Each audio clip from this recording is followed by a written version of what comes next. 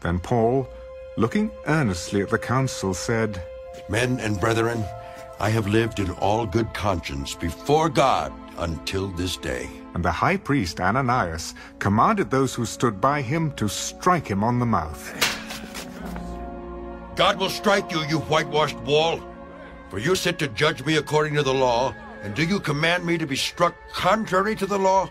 Do you revile God's high priest? I did not know, brethren, that he was the high priest. For it is written, you shall not speak evil of a ruler of your people. But when Paul perceived that one part were Sadducees and the other Pharisees, he cried out in the council, Men and brethren, I am a Pharisee, the son of a Pharisee. Concerning the hope and resurrection of the dead, I am being judged. And when he had said this, a dissension arose between the Pharisees and the Sadducees, and the assembly was divided. For Sadducees say that there is no resurrection, and no angel or spirit, but the Pharisees confess both.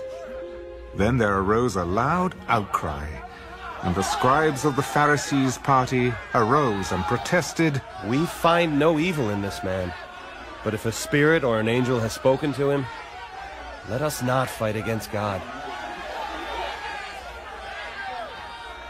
Now when there arose a great dissension, the commander, fearing lest Paul might be pulled to pieces by them, commanded the soldiers to go down and take him by force from among them, and bring him into the barracks. But the following night, the Lord stood by him.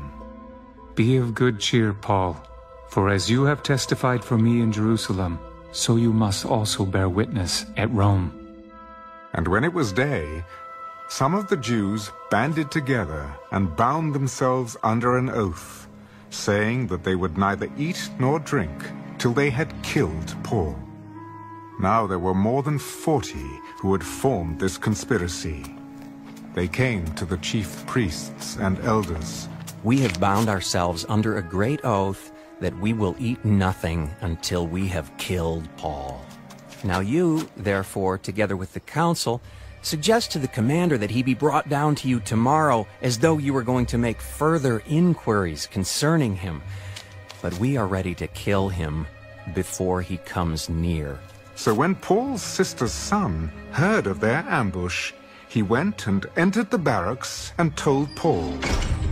Then Paul called one of the centurions to him. Take this young man to the commander, for he has something to tell him. So he took him and brought him to the commander. Paul the prisoner called me to him and asked me to bring this young man to you.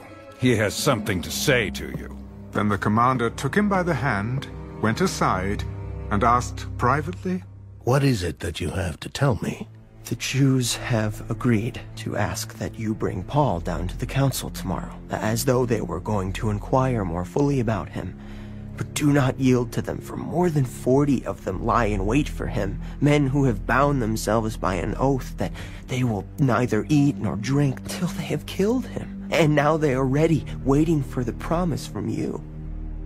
So the commander let the young man depart, and commanded him, Tell no one that you have revealed these things to me. And he called for 2 centurions. Prepare 200 soldiers, 70 horsemen, and 200 spearmen to go to Caesarea at the 3rd hour of the night, and provide mounts to set Paul on, and bring him safely to Felix the governor. He wrote a letter in the following manner. Claudius Lysias, to the most excellent governor Felix, greetings. This man was seized by the Jews and was about to be killed by them. Coming with the troops, I rescued him, having learned that he was a Roman. And when I wanted to know the reason they accused him, I brought him before their council. I found out that he was accused concerning questions of their law, but had nothing charged against him deserving of death or chains. And when it was told me that the Jews lay in wait for the man, I sent him immediately to you, and also commanded his accusers to state before you the charges against him. Farewell.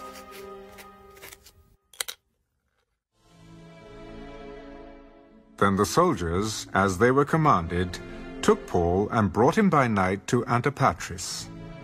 The next day they left the horsemen to go on with him, and returned to the barracks. When they came to Caesarea and had delivered the letter to the governor, they also presented Paul to him. And when the governor had read it, he asked what province he was from. And when he understood that he was from Cilicia, he said, I will hear you when your accusers also have come. And he commanded him to be kept in Herod's praetorium.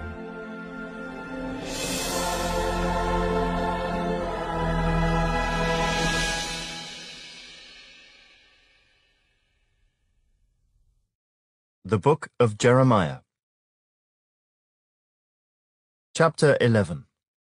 The word that came to Jeremiah from the Lord, saying, Hear the words of this covenant, and speak to the men of Judah and to the inhabitants of Jerusalem, and say to them, Thus says the Lord God of Israel, Cursed is the man who does not obey the words of this covenant which I commanded your fathers, in the day I brought them out of the land of Egypt, from the iron furnace, saying, Obey my voice, and do according to all that I command you. So shall you be my people, and I will be your God. That I may establish the oath which I have sworn to your fathers, to give them a land flowing with milk and honey, as it is this day. And I answered and said, So be it, Lord. Then the Lord said to me, Proclaim all these words in the cities of Judah and in the streets of Jerusalem, saying, Hear the words of this covenant, and do them. For I earnestly exhorted your fathers in the day I brought them up out of the land of Egypt, until this day, rising early and exhorting, saying, Obey my voice. Yet they did not obey or incline their ear, but every one followed the dictates of his evil heart. Therefore I will bring upon them all the words of this covenant, which I commanded them to do, but which they have not done. And the Lord said to me, A conspiracy has been found among the men of Judah and among the inhabitants of Jerusalem. They have turned back to the iniquities of their forefathers, who refused to hear my words, and they have gone after other gods to serve them. The house of Israel and the house of Judah have broken my covenant which I made with their fathers. Therefore thus says the Lord, Behold, I will surely bring calamity on them, which they will not be able to escape. And though they cry out to me, I will not listen to them. Then the cities of Judah and the inhabitants of Jerusalem will go and cry out to the gods to whom they offer incense, but they will not save them at all in the time of their trouble. For according to the number of your cities were your gods, O Judah, and according to the number of the streets of Jerusalem you have set up altars to that shameful thing, altars to burn incense to Baal.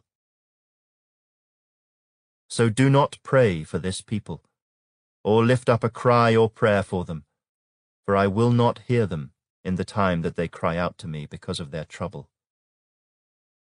What has my beloved to do in my house, having done lewd deeds with many? And the holy flesh has passed from you. When you do evil, then you rejoice. The Lord called your name, green olive tree, lovely and of good fruit. With the noise of a great tumult, he has kindled fire on it, and its branches are broken. For the Lord of hosts, who planted you, has pronounced doom against you, for the evil of the house of Israel and of the house of Judah, which they have done against themselves, to provoke me to anger in offering incense to Baal. Now the Lord gave me knowledge of it, and I know it, for you showed me their doings.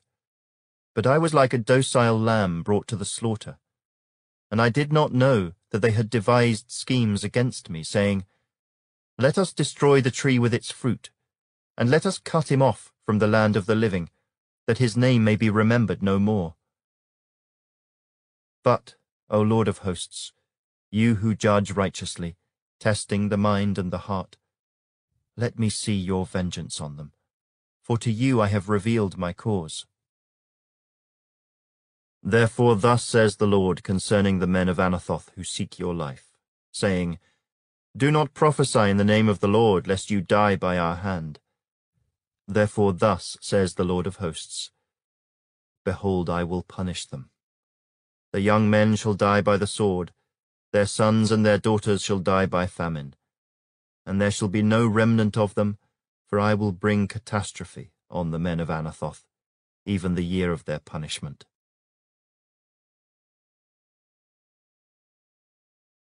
Chapter 12. Righteous are you, O Lord, when I plead with you. You let me talk with you about your judgments. Why does the way of the wicked prosper? Why are those happy who deal so treacherously? You have planted them, yes, they have taken root. They grow, yes, they bear fruit. You are near in their mouth, but far from their mind. But you, O Lord, know me.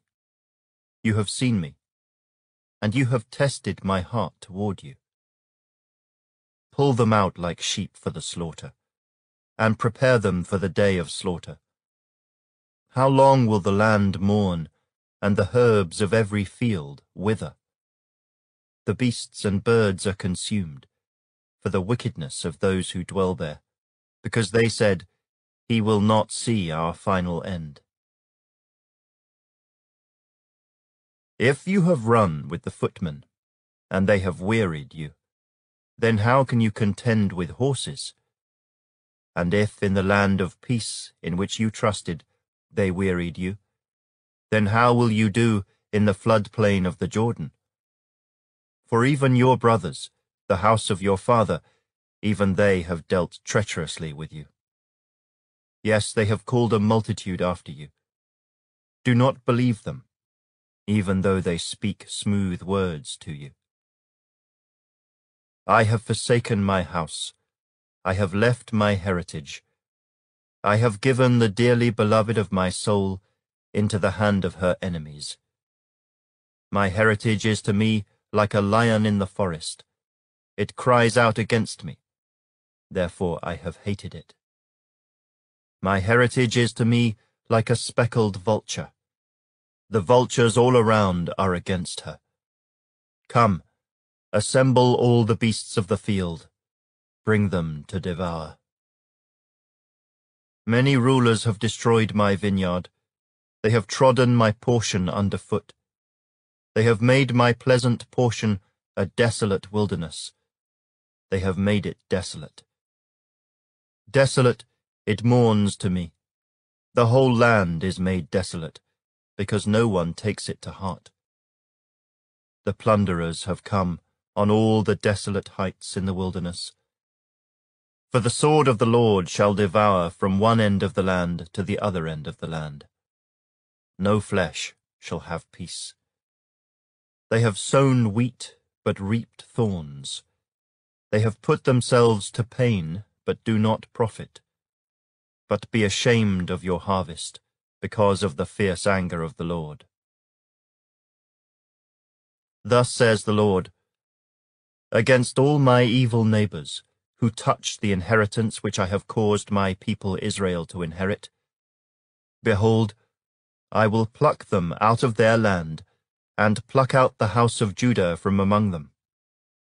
Then it shall be, after I have plucked them out, that I will return and have compassion on them, and bring them back, everyone to his heritage, and everyone to his land. And it shall be, if they will learn carefully the ways of my people, to swear by my name, as the Lord lives, as they taught my people to swear by Baal, then they shall be established in the midst of my people. But if they do not obey, I will utterly pluck up and destroy that nation, says the Lord. Psalm 97. The Lord reigns. Let the earth rejoice. Let the multitude of isles be glad. Clouds and darkness surround him. righteousness, and justice are the foundation of his throne. A fire goes before him and burns up his enemies round about. His lightnings light the world. The earth sees and trembles. The mountains melt like wax at the presence of the Lord, at the presence of the Lord of the whole earth. The heavens declare his righteousness, and all the peoples see his glory. Let all be put to shame who serve carved images, who boast of idols. Worship him, all you gods. Zion hears and is glad, and the daughters of Judah rejoice because of your judgments, O Lord. For you, Lord, are most high above all the earth. You are exalted far above all gods. You who love the Lord hate evil. He preserves the souls of his saints. He delivers them out of the hand of the wicked. Light is sown for the righteous, and gladness for the upright in heart. Rejoice in the Lord, you righteous, and give thanks at the remembrance of his holy name.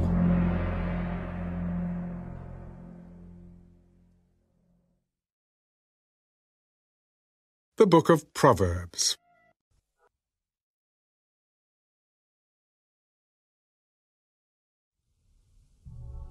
A good name is to be chosen, rather than great riches, loving favor rather than silver and gold.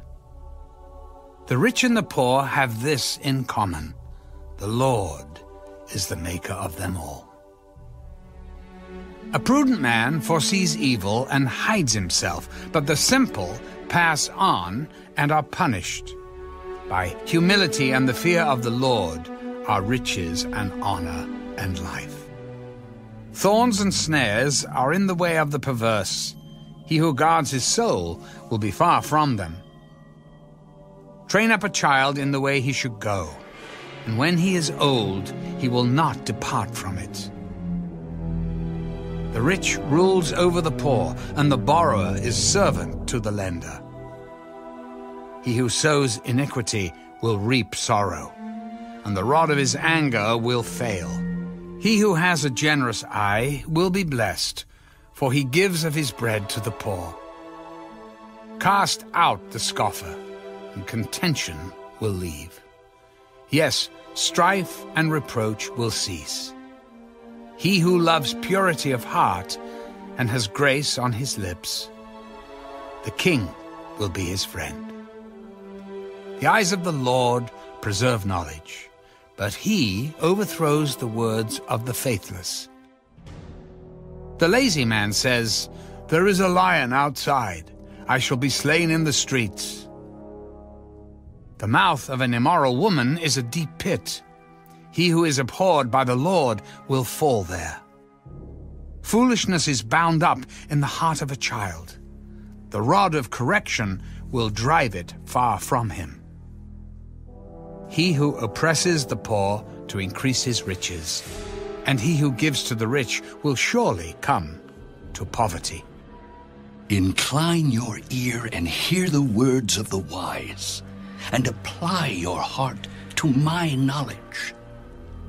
For it is a pleasant thing if you keep them within you. Let them all be fixed upon your lips, so that your trust may be in the Lord. I have instructed you today, even you. Have I not written to you excellent things of counsels and knowledge, that I may make you know the certainty of the words of truth, that you may answer words of truth to those who send to you? Do not rob the poor because he is poor, nor oppress the afflicted at the gate. For the Lord will plead their cause, and plunder the soul of those who plunder them. Make no friendship with an angry man, and with a furious man do not go, lest you learn his ways and set a snare for your soul. Do not be one of those who shakes hands in a pledge, one of those who is surety for debts. If you have nothing with which to pay, why should he take away your bed from under you? Do not remove the ancient landmark which your fathers have set. Do you see a man who excels in his work? He will stand before kings. He will not stand before unknown men.